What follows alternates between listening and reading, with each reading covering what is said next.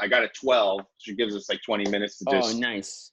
so, but So what you, do you want? Yeah, man, you headed up. I don't know if we're live now or you just want to do a little, whatever you got. yeah, I just want to pass by that idea again through you. I see you're a website whisperer. You were telling me how you built like a bunch of websites and then you just realized, hey, maybe I can do it for other people. That's how you got Yeah, into it? pretty much, man. Yeah, it was kind of just trial and error. Started my first business right out of high school. And it was supposed to be an e-commerce, and I learned the frustrations and the woebegones of running a business. And after like my third or fourth website, friends and family and like school guys like you that I grew up with were like, "Yo, Chen's, like, throw me a website." I'm like, "Nah, dude, I don't got the time for that. I gotta make money. I gotta do this." And it just started turning into kind of a business model. So I've been doing it now since high school, and now I've been doing it almost full time, like 15 years, give or take. So So would you say you're like an early adapter? that's a good question. I would say I was definitely before every corner you turned. There's a web guy now. So it was definitely I was a pioneer for our era, and especially this as well, coming from FPC, our funky little town. I would say it wasn't the norm back then. We were super geeks, So for sure. Right. So that kind of gives me I guess a portal into this whole like disruption thing. So in your days when you're building these websites, I bet that was kind of like in a sense, a disrupting something. You were disrupting publishing, perhaps. Maybe not even thinking about that like that. But looking back at it, I think a web and internet as a whole is a disruptive force, in a sense, not in the bad way or negative way. Um, would you think of yourself as a disruptor of sense? When you emailed me that yesterday, when we recapped after our meeting, I fell in love with it, man. I love that whole. It's a very. I, I like it. So I've never coined myself as a disruptor, but what I have always kind of thought of myself was not following the norm. Doing what I guess doing what I was told to do or what society was expected of you. So, dude, I would say, yeah, and especially, we had a great chat, man, and I'm like so totally impressed with your outlook and how you're looking at things and your tenacity, and it's all about not doing what other people are doing per se, and then the web is a great spot for that, I think. It's so yeah, I would agree with that. Awesome. So that brings me to this whole idea of using Tumblr as anyone's first website, perhaps, or a better way of I'm looking at it is when I started building websites, I built them for my own media projects, right? Like at first it was just headshots for actors. Then I branded myself as Volchek Shot Me for party photos, and all that involved building websites. So for me, building a website was important just to kind of like put myself out there, and especially for my work, right? So I take pictures of parties, and people are asking me where the pictures are at. So I don't want to put it just on Facebook and forget it. I put it on my own website, and that gave me a clear view of the power of self-publishing. Um, and that's where I started studying WordPress. But after so many WordPress websites, I started to understand that having the best website without having a clear strategy or a clear view of what it is that you're doing um, could potentially had or maybe had hindered me in some sense, thinking that WordPress was the answer for everything for me.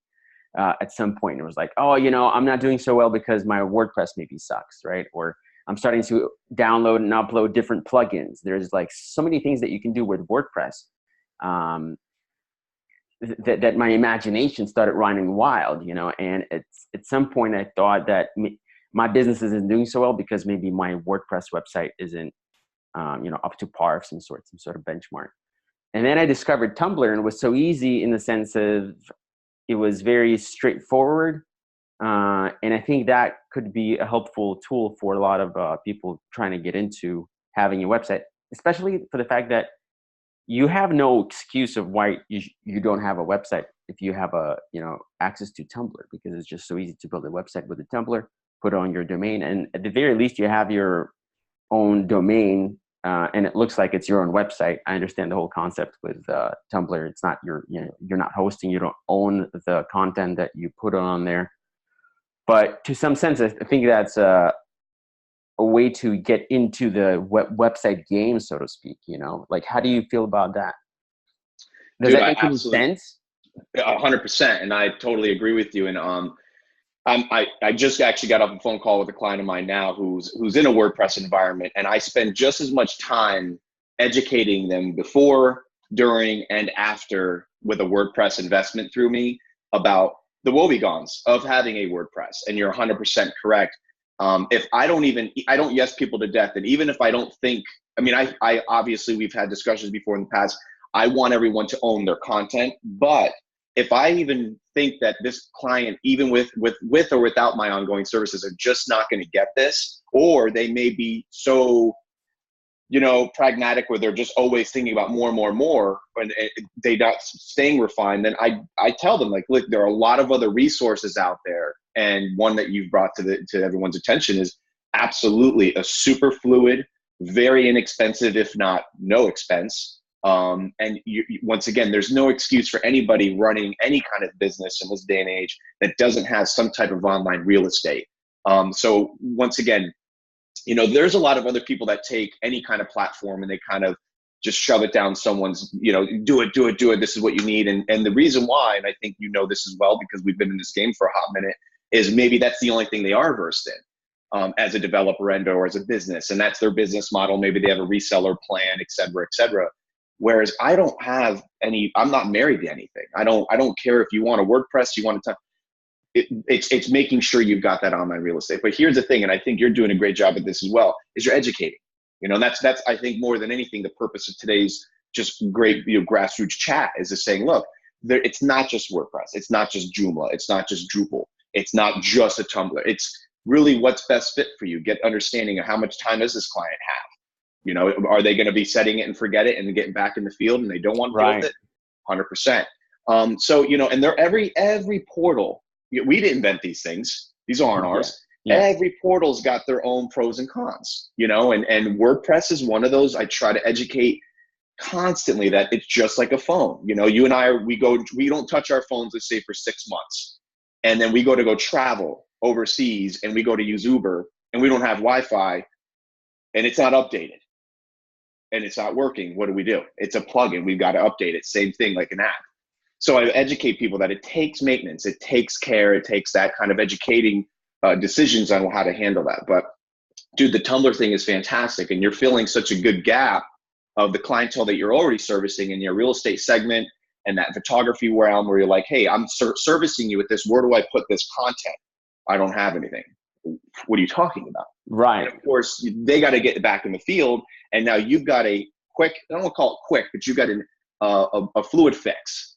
Hey, man, with a very nominal investment, if not barely any, except a little sweat equity that I'll take care of, implemented with already a game plan that I've got, I'll take care of it. So I think it's a phenomenal thing, man. And once again, dude, you're doing great at just even educating them and letting them know that, hey, if this is something, 5 years from now, you may want to think proactively that this may not be a 5-year plan, but it's a good fix right now. It's a very low cost, low time. Yeah, it just allows a person to enter the website publishing realm where they feel like it's not for them. I think there's a huge perception barriers. Like, oh, I don't have a website because I don't want to, I don't have this, or I don't want to, it's complicated. I mean, I come across, and I'm really surprised by this, I come across a lot of real estate agents, and we're talking about people who make, tens of thousands of dollars per transaction, and they don't have a website. And it just blows my mind. And when you start asking them why, the most number one reason is A, it's confusing. That's number one reason. And B, it costs money. C, it's, I don't have time for this, or something like of that nature. I don't have time to study because there's a learning curve, right? But I think with Tumblr, it makes every one of those excuses sounds like you're an idiot, right? Because there's no learning curve. Tumblr makes it super easy. There's no cost, and it's not complicated, right? So I feel like with Tumblr, once that person starts using Tumblr, I think they'll understand the value of having something like WordPress, or having at the very least your own hosting because then you start owning that content that you're publishing. With Tumblr, a person can enter and do kind of like it's kind of like a research and development stage where it doesn't cost them that much money, but they can still like publish something. They can poke internet now, Yep. As opposed to, kind of like just looking at it. Right. What do you got going on 12? Well, I got a meeting at 12 with I'm actually, the client of mine is in need of, I've been doing SEO for him for almost 10 years. And it's a really mundane topic. It's an HVAC industry. We need content. When I talk about SEO, you'll hear me always say content's king. It's been something that I've been saying for many, many years. And it hasn't lost its validity, man. It's still, I need authentic content. So anybody who comes to me that needs SEO, if they don't have content, I usually try to get it from an internal source, because even though I could monetize off of writing the content, etc., I don't know anything about a lot of these industries. I mean, I know how to make them look good, but I can get them rankings, but what do I know about an HVAC business? So let me ask you, because we only have 7 minutes, right? So yeah, I want to ask you, because of the content is king. I mean, obviously as a photographer and video producer, I believe that wholeheartedly, but I had a hard time, and I still do, kind of tying it in with the, when I say content, a lot of people think of it, the first thing that they think of it is written content. Right. But for me, content does not mean written as the first thing that comes to my mind. Content means video and photos, naturally. Mm-hmm. So as far as the search engine optimization, as far as SEO, I've always struggled with that, because I don't have a lot of words on my website, or I haven't had a lot of words on my website because of usually photography. So I wasn't sure how to optimize my website with SEO just with photos. Do you have any just last minute? Yeah, I mean, here's ideas beyond just putting names and keywords into the name files. Right, yeah. Absolutely, the alt tags, yeah, which is still important. But so check this out. I have that question a lot when it comes to now. We've got an edge on the market because we grew up with this. Imagine some of these clients that are coming to me that run an HVAC industry are past, let's just call it the millennial stage. And they're like, what do you mean content? What am I going to do? So check this out. Here's what I would say. It's always thinking about outside the box. You're in the field, right? So today, let's just say you're out there, you're shooting a house, okay? And whatever, it almost turns into kind of a diary. Now, I'm never, ever going to make it sound like doing content is fun. Now, there are a lot of people that do that. Like, content's fun and it'd be so great. I think it's absolutely very cumbersome and time consuming. And this time next year is a major pain in the rear end. But it ends up kind of turning into a blogish kind of like diary, Volchek. So literally today, just us right now, what we're doing and talking about, we live this, this is our lifestyle. It's not just a job. My day started, this, that, and this, talking about the industry and what you're dealing with and or educating. So two things I would say, and I would leave on this. One, about the day in itself, where you went to shoot, and ironically, here's what ends up happening. Because you're talking about the locations that happen to be your backyard, which AKA is your breeding ground for clientele, you're talking about it generically. I went to Flagler Pompos High School today to do a shot and blah, blah, blah. Now, I also educate that the majority of people are never going to read this. And I try to make sure people understand this is not a thesis statement and this isn't trying to change the earth. But Google reads it. Google will send a crawler there. They will index it and they will put it somewhere in their search engines. And as long as it's authentic, they have a duty of getting that on the web somewhere. That makes sense.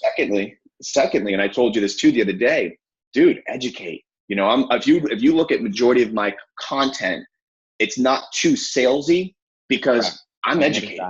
It's hey man. Now I'm just using the phone as an example, but like how to use your phone better. Now that's a really ridiculous, educational piece, but it happens. And if it's something of passion, it's valuable. It's valuable, man. And that's one thing I had to teach myself is just because I'm talking about it, I have this, like they call it the imposter syndrome, where you're just like, no one could possibly, yes, right? Like no one could possibly want to watch this video, right? How to buy a URL, right? Like as I'm doing it, I'm thinking, I must sound like such an idiot out on the industry. But then all of a sudden I get that phone call from a potential client that's like, hey man, I saw your video last week. You helped me out so much. I can't imagine what you would actually do for my business. And I'm like, wow. So once again, kind of like it doesn't be daily. I hold people accountable to this. One article, 4 articles a month is a good flow.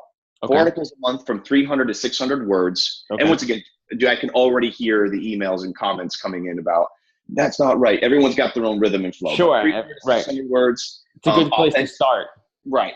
Authentic, 1 image, if not more, fire away. And then there's some other things that I cover as far as internal linking, external linking, but sometimes ignorance is bliss actually in the SEO world too. When the least you're trying, as long as it's authentic, will be better than just putting a bunch of spammy links. True. But those 2 things, man, just like that, it's tough because you're a very visual industry. You know, you're like video. Actually, imagery. I think photographers are notorious for not having any blogs. Yeah, so it's interesting thing. Right. But I'm trying to break that. So a part of me, I mean, you did mention about like kind of documenting yourself going through the day. Now, where would that be published at? Would that be published on my professional website, or would that be published on my Facebook personal page? Like that. These are the kind of things that go through my head. I kind of want to figure out how to be personal, but on my professional website, which is kind of like yin and yang, which is weird. Such a good question. So when you're talking actual script content, it is 100. This is not a Chenzo opinion. This is a fact. It is imperative that you take that content and you put it in a portal that you own. That's one thing I would strongly suggest. So if you're trying to capitalize on that online real estate and you own a Tumblr, now you yourself, you're a professional, you know what you're doing, you have a WordPress, you have your Tumblr, you have your Facebooks, etc. When you're taking that script content, Volchek, it's absolutely imperative you take that content and put it on that portal that you own. Then once it's been on there, you can take that content, share it on the Facebook. And if you do ever put it on another portal that you own, especially, there's a little trick of the trade that I do that you don't have duped content. It's kind of like a cardinal sin in SEO where you're just taking content, duplicating it.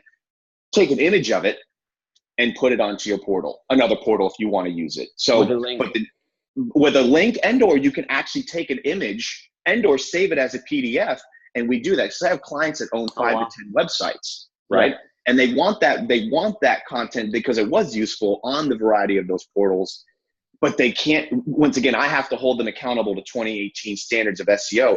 You don't want to take content and put it on 4 websites. That it ends up becoming duped and it loses its validity and kind of its authenticity. So we put it on the main mothership. And then if we want it on the other ones, we take a PDF of it. So now it's great. And most likely I would actually recommend doing an image, not a PDF, because the PDF can still get kind of crawled and catched sometimes. Mm-hmm. Yeah. So just an image, and then it comes off, depending on what you all attribute it as, it's an image. Right, so, right. Makes sense. Great question though, man, for sure. Chenzo, thank you so much for your time. I'm going to let you go. You have a 12 o'clock thing. Maybe we'll keep that going. We'll keep that idea flowing. I'll take you up on that homework assignment. I'll document a day. Tomorrow I have actually 3 houses to shoot, so it should be a crazy day tomorrow. So maybe I'll document that and throw it up and create a quick article, and maybe a week from now you'll take a look at it and critique it. Cool. For sure, dude. Well, look, I appreciate the opportunity of sharing, and we'll talk soon, man. All right, Chenzo. Take care. Thank you. Bye-bye. Take care.